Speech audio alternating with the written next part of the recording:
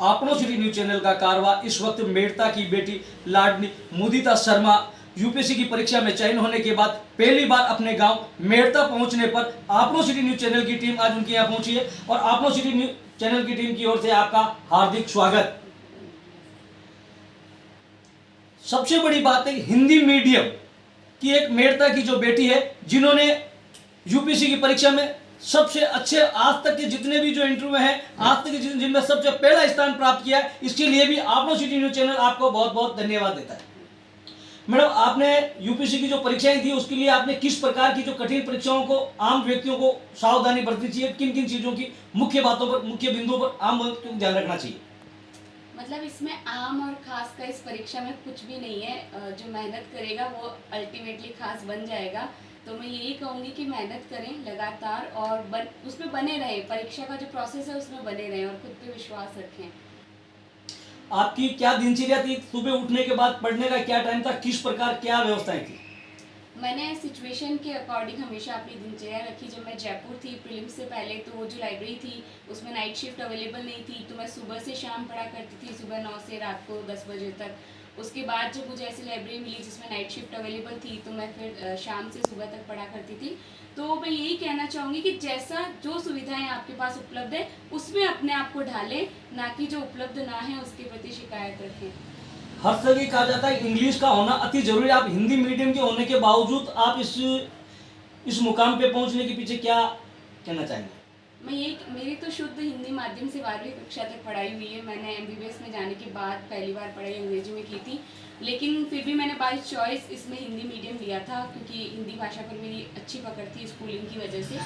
तो मैं यही कहना चाहूँगी कि भाषा आपकी अच्छी होनी चाहिए, वो चाहे इंग्लिश हो या हिंदी हो। आप ये अफोर्ड नहीं कर सकते कि आप हिंदी लिख रहे हो और उसको आप गलत तरीके से लिख रहे हो, मात्राएं गलत लिख रहे हो, अच्छे शब्द नहीं है आपके पास। तो कोई भी एक भाषा जिस पे आप एक अच्छी पकड़ रख सकते हो, आपको इस एग्जाम को क्लियर करने के लिए चाहिए। मैडम, आपने मेडिकल लाइन में आपने एमबीबीएस करने के बावजूद आप एक लाइन बिल्कुल चेंज करना, इसके पीछे क्या कारण रहा है? ये ओवरनाइट डिसीजन नहीं था, ये बहुत थॉटफुल डिसीजन था जो मल्टीफैक्टोरियल इम्पैक्ट की वजह से था। तो बहुत सारे ऐसे इवेंट्स जो मेरे कॉलेज ड्यूरेशन में, जब मैं स्टूडेंट काउंसिल में थी लिटरेरी सेक्रेटरी, उसके दौरान, उसके बाद जब मैंने कई सारे एनजीओज हमारे कॉलेजेस के थे तो उसमें मैंने पार्टिसिपेट किया। मेरे आसपास की जो समस्याएं मैं देखती थी, ब्यूरोक्रेसी के काम करने का तरीका, मेडिकल समस्याएं, तो ये मल्टीफैक्टोरियल डिसीजन था। हमने सुना है कि एक बालिका ने आपका सारा डिसीजन बदल दिया। एक ऐसी बालिका जो आपके सामने आई जिसकी आपने आंखों देखने के बाद आपका मन इतना गदगद और इतना परिवर्तन हो गया कि आप यूपीएससी की परीक्षाओं के लिए आपने तैयारी कर ली, क्या ये सही है? हाँ, ये मतलब जो कई सारी कहानियाँ जिन्होंने मुझे प्रेरित किया इसके लिए, उसमें से एक कहानी जो है वो यही है कि मैं जब कॉलेज जाती थी तो वहाँ पे कोने पे एक जूस सेंटर था। तो जो चाबी छल्ले बेचने वाले और जो पेन बेचने वाले बच्चे होते हैं उसमें से एक लड़की थी। तो तब हम धीरे धीरे डायग्नोसिस सीख ही रहे थे, मैं तब फाइनल ईयर में थी। तो उसकी आंखें देख के मैंने उसको बोला था कि बेटा तुम्हें पीलिया हो गया है तो तुम्हें हॉस्पिटल दिखाना चाहिए। तो उसने बोला कि वो क्या होता है, तो मैंने उसको बताया कि इस तरीके से आप इस हॉस्पिटल में जाइए, इन डॉक्टर को दिखाइए और आपको ट्रीटमेंट लेना चाहिए। तब हम इस ट्रीटमेंट प्रोसीजर में नहीं थे कि हम पूरा प्रॉपर तरीके से ट्रीट कर दें।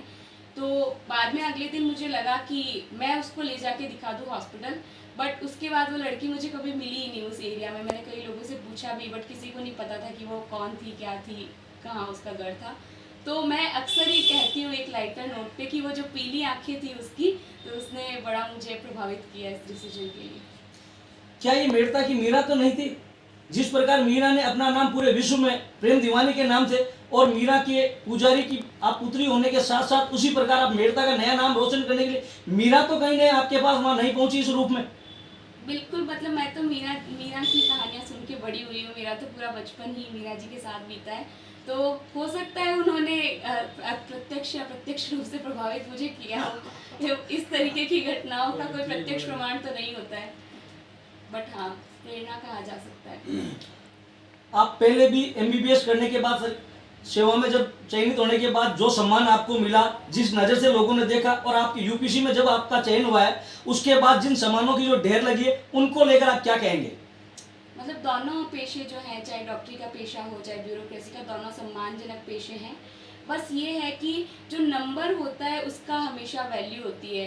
बहुत लाइटर नोट पे कहा जाता है कि गोल्ड की वैल्यू वर्ल्ड में इसलिए है क्योंकि गोल्ड कम है, अगर पानी कम हो जाएगा तो पानी की वैल्यू बढ़ जाएगी। तो ब्यूरोक्रेट्स का नंबर कम है, उनके पास अथॉरिटेटिव पावर थोड़ी ज़्यादा है, पॉलिसी मेकिंग में उनका इन्वॉल्वमेंट है। तो दोनों पेशे समान रूप से सम्मानजनक हैं, लेकिन क्योंकि ब्यूरोक्रेसी एक बड़े लेवल पे चेंज ला सकती है, इसलिए उनको समाज में ज़्यादा सम्मान कहीं ना कहीं मिलता है। अभी नए बच्चों को तैयारी करने के लिए किस चीज़ों का ध्यान रखना चाहिए, किन चीज़ों पे विशेष अपना फोकस डालना चाहिए जो अपने लक्ष्य तक पहुंच सके? सबसे पहले तो आपको ये पता करना चाहिए कि आप तैयारी करना चाहते हैं या नहीं करना चाहते हैं। क्या ये किसी दबाव के तहत आप तैयारी करना चाहते हैं या ये आपके अंदर से आ रहा है? अगर ये आपके अंदर से आ रहा है तो ये क्यों आ रहा है, उस क्यों को ढूंढना बहुत ज़रूरी है कि आप एक सिविल सेवक क्यों बनना चाहते हैं। क्योंकि जब तक ये वाई आपके पास नहीं होगा, आप लॉन्ग टर्म में इस प्रिपरेशन को सस्टेन नहीं कर सकते हैं। और अगर सस्टेन कर भी लेंगे तो फिर एक सिग्निफिकेंट चेंज आप नहीं ला सकते हैं। तो उस वाई को ढूंढे, उसके बाद अपनी कैपेसिटीज़, अपनी स्ट्रेंथ को पहचाने कि आप किन चीज़ों में अच्छे हैं और क्या जिन चीज़ों में आप अच्छे हैं वो इस सिविल सेवा की डिमांड है या नहीं है।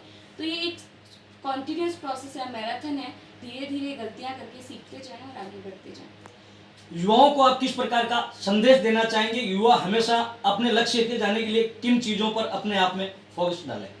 मैं लगातार मतलब सभी इंटरव्यू में मैं यही, और जब भी मेरा व्यक्तिगत रूप से भी इंटरेक्शन होता है मैं यही कहती हूँ कि ये जो 3, 4, 5 साल होते हैं हमारे करियर के, ये हमारे आगे आने वाली 30, 40, 50 साल डिसाइड करते हैं।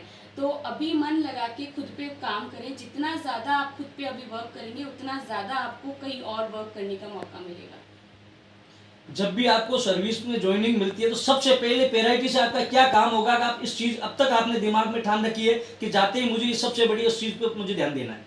सबसे पहले जहाँ पे मुझे सर्विस अलॉट होगी, मैं वहाँ के स्टाफ से ये जानना चाहूँगी कि उस एरिया की सबसे सिग्निफिकेंट प्रॉब्लम्स क्या क्या हैं।